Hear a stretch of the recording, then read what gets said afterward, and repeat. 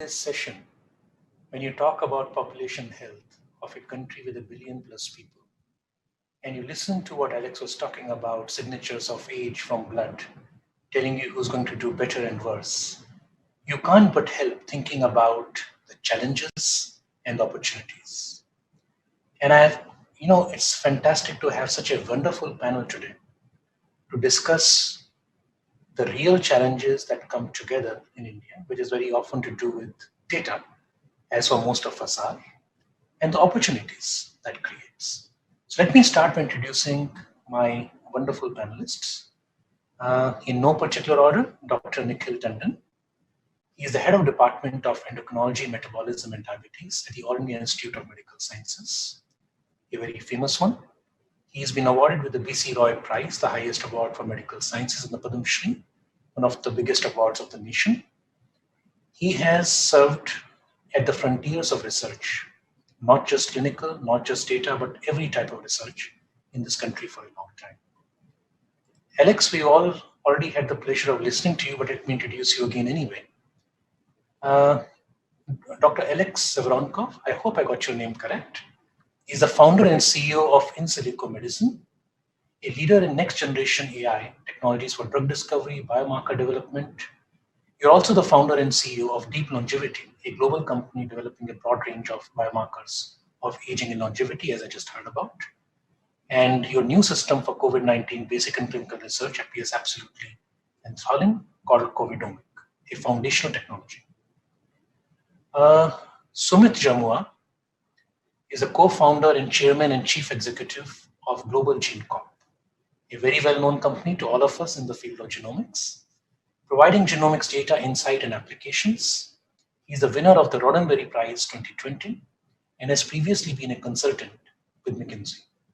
So I'm very sure during that phase, Sumit, you accrued a very, very wide variety of knowledge and can advise us almost anything. He has been part of EU Horizon 2020 funded programs to deliver common infrastructure for national cohorts in Europe, Canada, and very importantly in Africa, and is a senior associate to the Royal Society of Medicine. Dr. Pradeep Dubey is an Intel Senior Fellow and Director of the Parallel Computing Lab. He leads a team of top researchers focused on state-of-art research in parallel computing. And given the type of data we are talking about, that's absolutely essential. And these systems, through his work and that of his team, can efficiently handle emerging AI systems. He was honored in 2012 with the Intel Achievement Award for breakthroughs in parallel computing research, an outstanding electrical and computer engineer award from Purdue University in 2014. And I'm absolutely grateful to have such a wonderful panel here today. What we're basically going to do is to go around and ask everybody to speak for 2 to 3 minutes on a topic that I felt was most suited to your understanding of the challenges and opportunities in this field. I'm going to start with you, Nikhil. And I talked about the problems of data in a billion plus people, and yet we are data poor to start with. So how can clinical data generated during healthcare processes, so many of them in India, be better captured, organized, and made available for the type of research we've been hearing? To you, Nikhil. Thanks, Anurag. And I think you actually paraphrased that bit about patient rich and data poor, which is really, people are. And let me start with the biggest excuse and the usual justification which clinicians like me give about the inability to gather data is that we have, yes, it's just because we are really too busy. And therefore, while we're seeing 100 patients in our clinic, we really just don't have time to even gather that information. And let me leap into my own defense by saying that there is a reality in that which is very, very clear. And that will need some more thinking than it is. I think the government has made some inroads, at least for chronic disease, by looking at development of electronic case record forms. We've piggyback on that using clinical decision support software. But those are very early and very baby steps as far as I can say. Unless and until, so, the transition from paper to electronic is it's going to be an extremely painful transition for most participating institutions, primarily given that realistically speaking, the time available per capita per patient is really, really extremely small. And I think what we might need to do is not make that full jump in one go, but try and identify specific situations where we would first like to make that transition and get some degree of sort of get our feet established there and then go ahead. The other issue, of course, is within the health system, the biggest problem is even governments, even state governments which have run these and have ways of electronic data capture have done this in a fragmented way so that they have multiple vertical programs. All of them seem to be developed by different people, and there is virtually no crosstalk between the two. So while you're getting some information, you're not getting consolidated information across. And that's the other challenge which is going to happen. I'm going to possibly open it up to the people who are far more knowledgeable than me to also refer to the recent governmental initiative of the National Digital Health Mission, how providing a general framework on which you can hang your stuff onto and allow interoperability and crosstalk is going to be a step in that direction. And if that is a step, then what we as clinicians can do to help that, and what the whole sort of really excellent set of techies which are here on the panel can do to actually enhance that. I'll stop here for the moment. Thank you so much, Nikhil.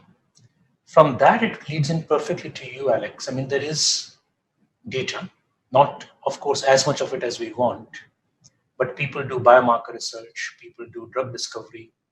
They generate a large amount of data, and a lot of it gets published and then forgotten.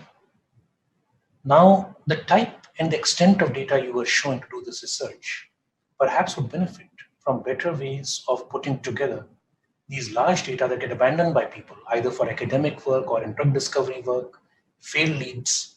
How do you think we could better as a world, and then of course as nations, use and organize that data for such work? So sure, I think that there are some very good examples on the population scale where the data is collected, managed, and properly organized.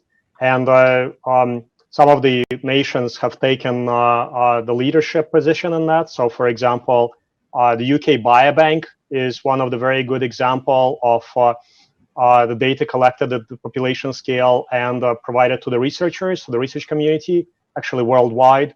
There are many other initiatives like that, and I think there are initiatives like that in India. Some are undertaken by the companies who are also quite willing to share the data.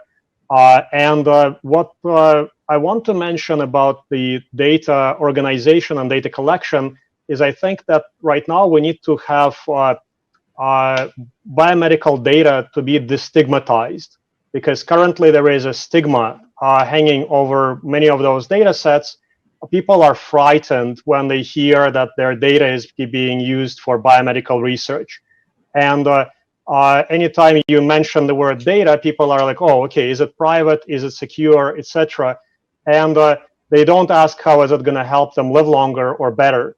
Unfortunately, and in historical terms, if we look back, there are not that many cases where, in the past 20 or 30 years when big data became available, it has been misused for healthcare purposes. So we have seen a lot of identity theft, we have seen a lot of, password breaches, etc., but not that many. We've been talking ethics for a very long time. However, I haven't seen a lot of real examples of damage being done to the individual patients. So I think that we need to destigmatize the data. We need to be more collaborative. And as companies, we actually need to be above the regulatory standards. And sometimes because of the regulatory standards and because of the stigma of the data, we have to rely on alternative data types that are not genomic. For example, genomic data is valuable, but we do not use it, just not to get into trouble. And I think another big issue is federated learning.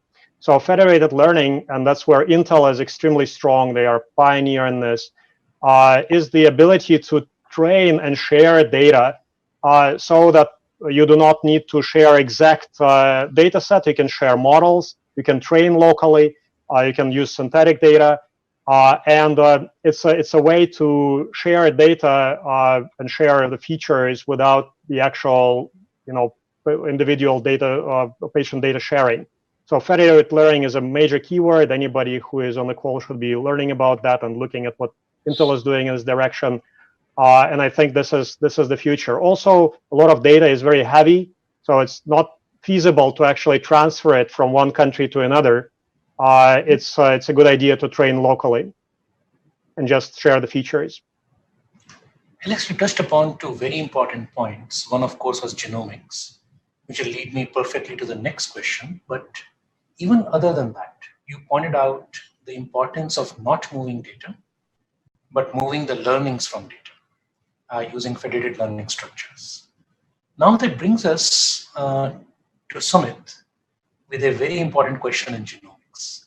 The reason Alex said heavy data cannot transfer so many issues around it. No matter how much we try to de-identify it, there have been papers showing re-identification is almost always possible to some degree, if not the person to perhaps a family member.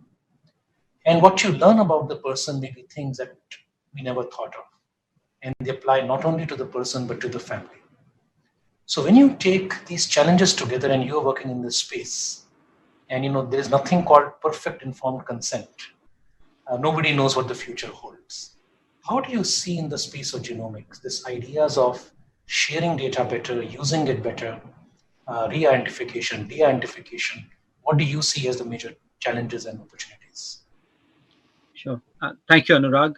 First of all, I would like to congratulate you and the team for Feluda. It's Thank you. It was great to hear the news. And, again, this is, when I talk to people around the world, I always talk about innovation and I say, look, you assume that innovation is going to come from the West. Actually, look at India and look at what we are doing and what's happening out there. And you will see the next stage of innovation and business models coming in. So I was really happy to hear about Feluda and congratulations to the entire team for that. You've raised a very important point, and what I'm going to do is, if I hear your question, I think there were two questions in that. Yes. The first one was around the challenges of creating these large-scale data sets, and the second thing is around the what you would call the identification or possibilities of identification, as well as linked to that is a theme which is coming in is what do you do with incidental finding, because in genomics you can get some findings which are not why the patient or the participant went in, but there are some things which could be important to address. Before I do that, I just wanted to give an overview in terms of we've been in this space for 7 years. And we deliberately chose India, again, being brought up very close to AIIMS in the IIT campus. It's something that we understand that having structured data, which is in standard ontologies, is exceptionally valuable for all the amazing tools like AI and other things. And if we don't have an unbiased data set, we can't actually get to the true answer. And so the bias, and if you look at genomics, the world of genomics, what struck me was that 80% of all data comes from people of European ancestry. And even within that, India is almost 20% of the world's population. It's the most diverse country in the world, 4,500 different ethnicities. It's less than 2% genomic data.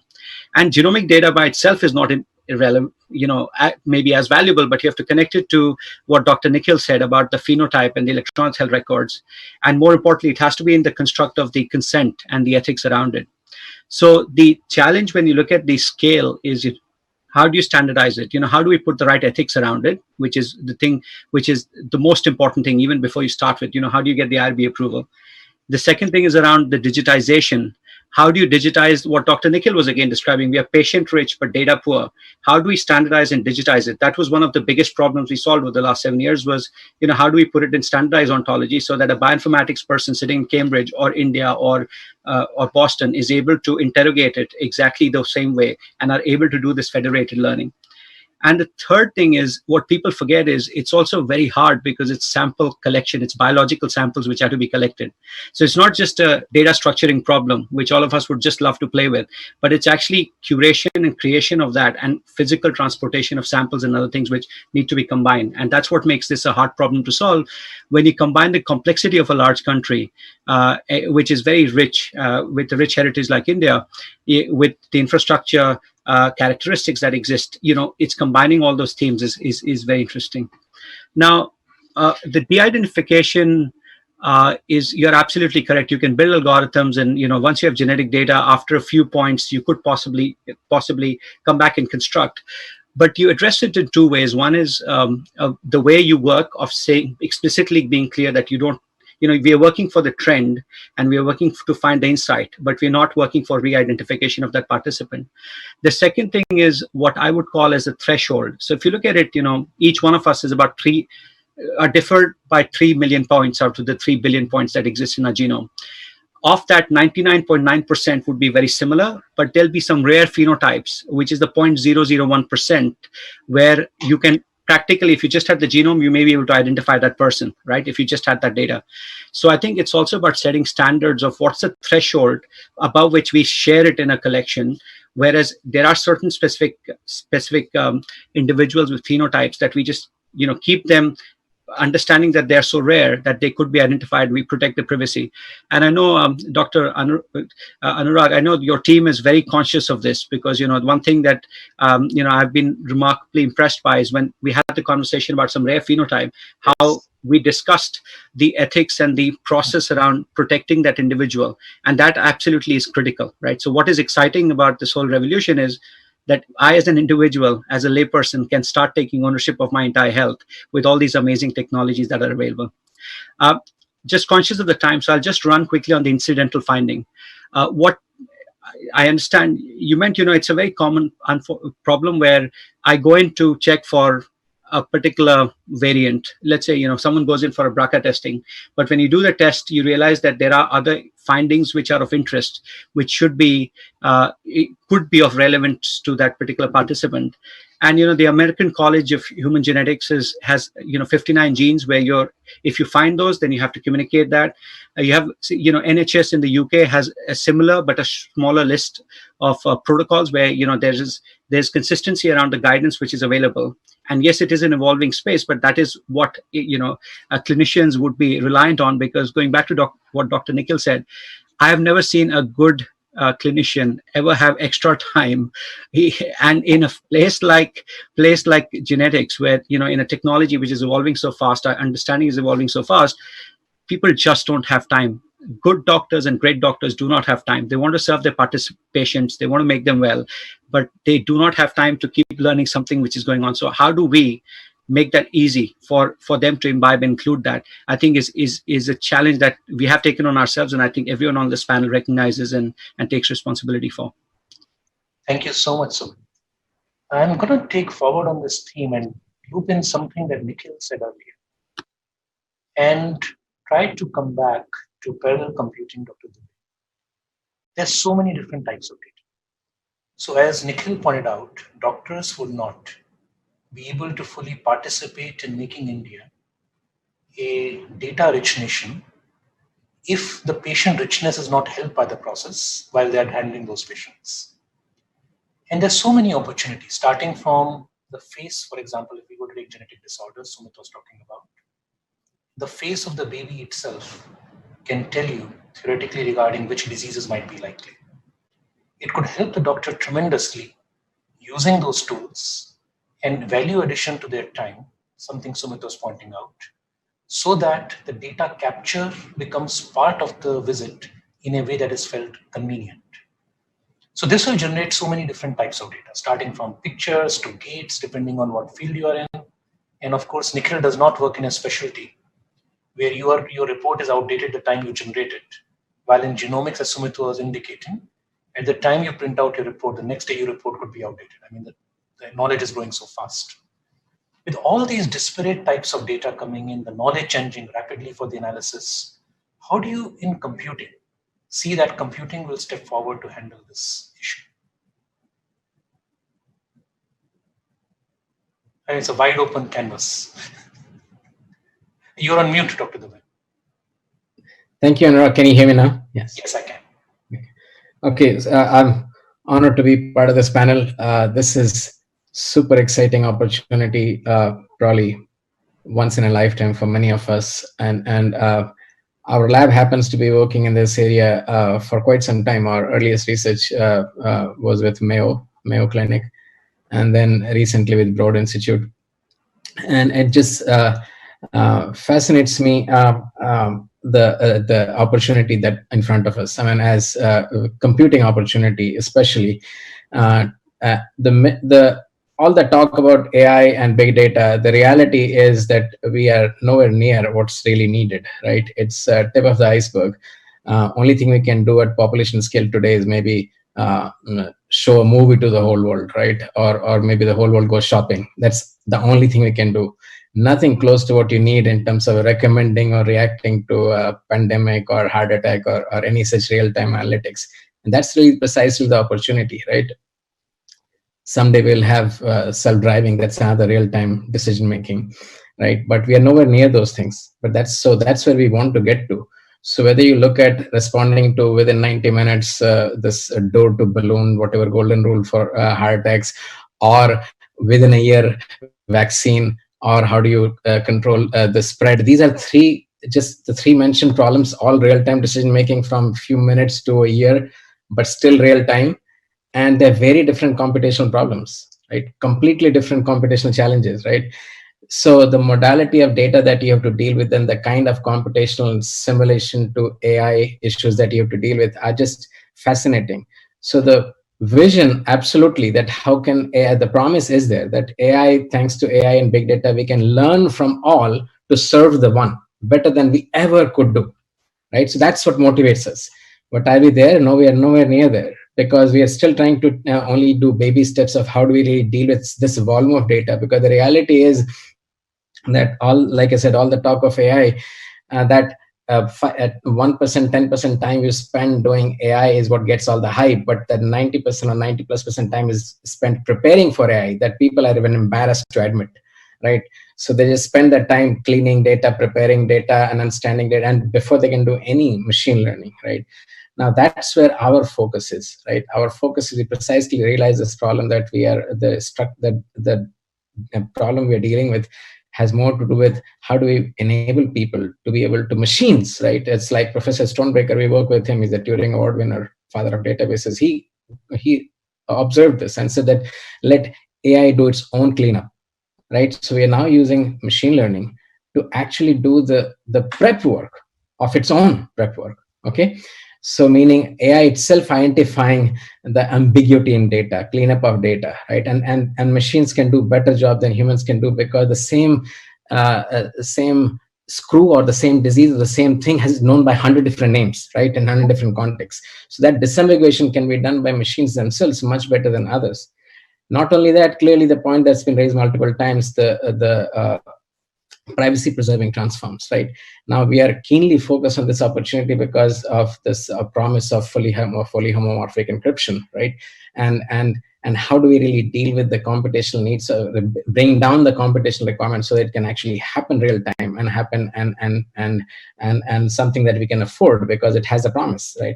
So from privacy preserving to the volume of data to real-time analytics, it pretty much brings and affects everything we have in our system, right? When we build a system, so this digital health is pretty much a proxy of anything you can imagine, right? You can, if you're good here, you can be good for all kinds of recommending buy your book or buy or go shopping or all kinds of surveillance, all kinds of stuff. So you don't have to do anything. You just focus on this one problem, and it's a proxy or a leading indicator of all other AI opportunities. Okay, so this is the reason it stresses our processor, it stresses our storage, it stresses our networking, it stresses our things like photonics and others, it stresses our memory. So memory, processor, storage, networking, everything is brought to its knees when we are trying to meet the requirements for this field.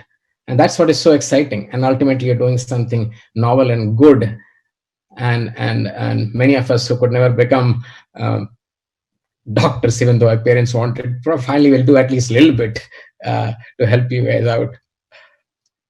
As somebody who wanted to be a computer engineer became a doctor instead, I can understand, but some other professions. I'm going to go back to Nikhil. And Nikhil, Pradeep has already said, we're not going to be able to make a digital Nikhil to help you out in the clinics. Now, here is a question for you. At least I, as not as a good a doctor as you, tend to be listening to words relevant to my specialty and ignoring a lot of other things that patient talks about. And Pradeep talked about the importance of listening to everything, gathering every piece of data to help the one. So do you think one of the things helpful in the actual practice of medicine would be focused interviews where patients are allowed to speak, get them together? Are there other tools that you find that will help your work by digital tools? What are the type of tools you look for as a doctor to help you in your therapy? So I'm going to sort of slightly first address your thing about focus interviews, and because that's a whole different field. It's usually more qualitative, and doctors, whatever research we're really taught is primarily quantitative. So again, like many other things we're not good at qualitative stuff also. So, but let me just come back to a point which you raised, and that point is exceptionally valid.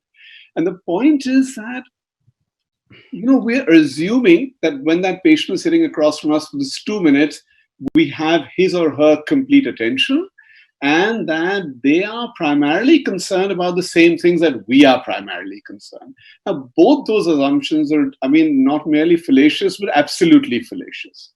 I'm going to now speak from an Indian context. We realize that very often the patient perceives the doctor to be from a different planet, right?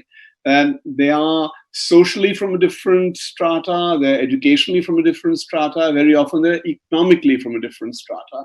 And the rapport requirement, which is, I think, essential, especially for continuum of care and for chronic disease care, we neither provide the atmosphere or the ecosystem or the time for that to happen. One of the ways we actually have overcome that, at least on a research mode, is by creating a human entity, right? And once I describe the human entity, we can look at technological solutions out there. And the human entity was to create somebody called a care coordinator. So this care coordinator is not a medic, is not an expensive piece of human resource.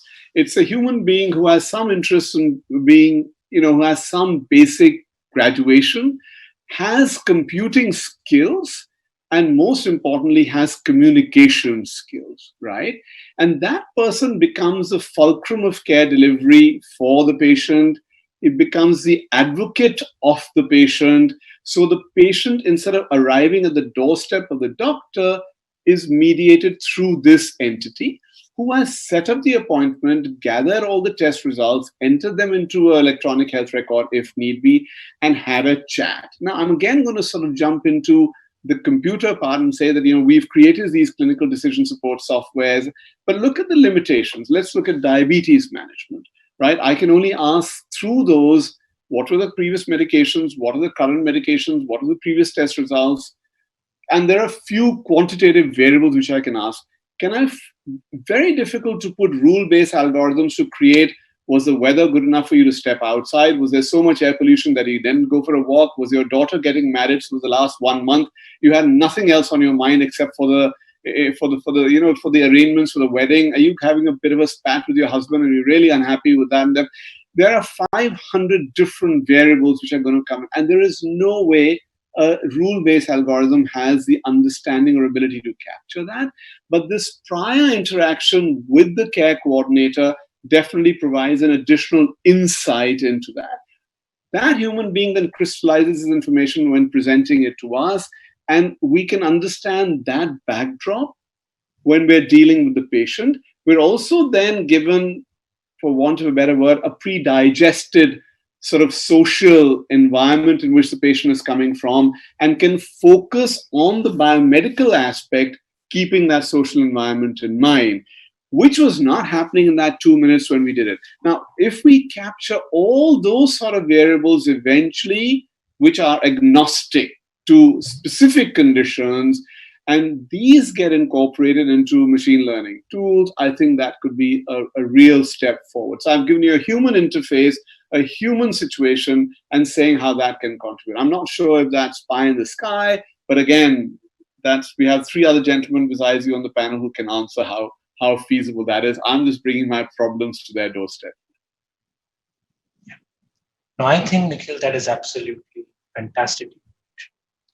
The challenge of creating good digital doctors are so many levels.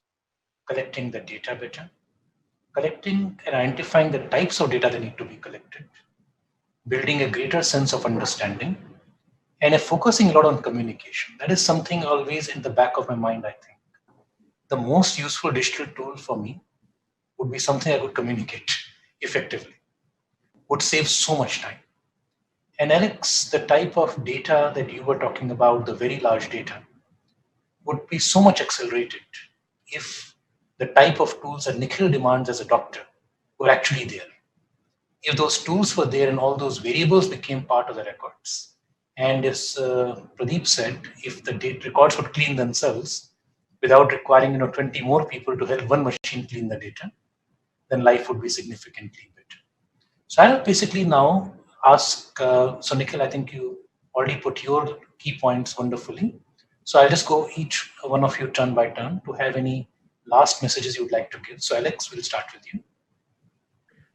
Well, I have only one message, and I think that India is a great country. It's a country, one of the largest country in the world by population. So we need to ensure that this population and the data is converted to great products and locally, and gets exported to the world in the form of health-saving products.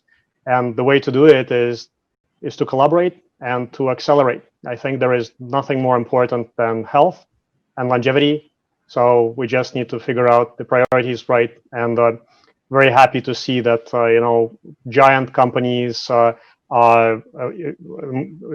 super innovators like Intel are putting more emphasis on health and are becoming a global players there. So thank you, Intel. Thank you so much. Thank you, Alex. Sumit, last words. Sumit, you're on mute. And last words only for this session. No. The question which keeps us going is, can we convert 70 into the new 40, right? Where we start seeing decline in our health after 40. That's a typical point. Can we change that to 70? And our view is, with all the omics, starting with genomics and other aspects, I think there's a real possibility. And I think India in particular, I'm very excited by the innovation that's happening. We don't have to go through the traditional model of falling sick, putting a lot of infrastructure and other aspects, because we can't afford that. So how can we use technologies to move forward in a way which is similar to what we did with mobile phone? If you grew up in the 80s and 70s and 80s and 90s with the landline, there was a 6-year waiting queue for MTNL to give you a landline. When we move to mobile, you can walk in today and get a mobile today. I think that's the transformation that we are all bringing together, and it has to be done in collaboration with each other. So thank you again, Intel and IIIT, for the opportunity, and congratulations on the AI Institute. Thank you very much, Sumit. And based on Nikhil teaches me, India will teach the world how 50 can be 70 as well. So Pradeep, last comments from you. Yeah, absolutely. So India is sitting on a gold mine of opportunities. It's one of the less than a handful of places where you can truly get population scale data. And I also must tell you that, those who don't learn from history are forced to repeat it, right? The history of taking cotton and selling your clothes is going to repeat if you don't wake up on time. Okay, and this is that second opportunity. You don't get a second chance, and we're getting a second chance, right? And we can truly turn this around and really show to the world, right, what can be done with this scale of data, which, like I said, that movie needs to be scripted and not just watched in theaters in India. Thank you so much. So I'll end with a thought. We should be patient-rich, data-rich, and solution-rich. That's, I think, the trajectory we all want to pursue. And I think with that, our time comes to an end. And thank you all so much for being part of this wonderful panel. And we look forward to being able to do more in the future. Thank you all.